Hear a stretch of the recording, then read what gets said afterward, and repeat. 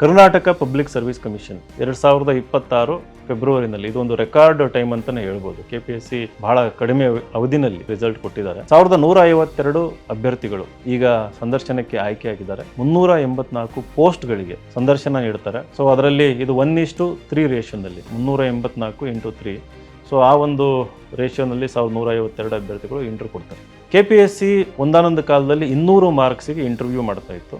So ಆಮೇಲೆ ಅದನ್ನು 50 ಮಾರ್ಕ್ಸಿಗೆ ಇಳಿಸಿದ್ರು ಇಂಟರ್ವ್ಯೂನಲ್ಲಿ. ಇವಾಗ ಆ ಮಾರ್ಕ್ಸನ್ನು 25 ಮಾರ್ಕ್ಸಿಗೆ ಇಳಿಸಿದ್ದಾರೆ. ಅದರಲ್ಲಿ ಕನಿಷ್ಠ 10 ಕೊಡಬೇಕು, ಮ್ಯಾಕ್ಸಿಮಮ್ 20 ಕೊಡಬೇಕು ಅಂತ ಒಂದು ರೂಲ್ ಇದೆ. ಅಂದರೆ 25ಕ್ಕೆ 25 ಕೊಡಂಗಿಲ್ಲ ಇಲ್ಲಿ, ಅಥವಾ 25ಕ್ಕೆ 4-5 ಕೊಡಂಗಿಲ್ಲ. ಕೊಟ್ಟರೂ ಕೂಡ ಬಹಳ ರೇರ್ ಆಗಿ ಎಕ್ಸೆಪ್ಷನಲ್ ಕೇಸಸ್ ಅಲ್ಲಿ ಏನಾದರೂ 10ಕ್ಕಿಂತ ಮಾರ್ಕ್ಸ್ ಕಡಿಮೆ ಕೊಟ್ಟು ಅಥವಾ 20ಕ್ಕಿಂತ ಜಾಸ್ತಿ ಕೊಟ್ಟು ಅಂತಂದ್ರೆ ರೀಸನ್ನ ನಮೂದಿಸಬೇಕಾಗುತ್ತೆ.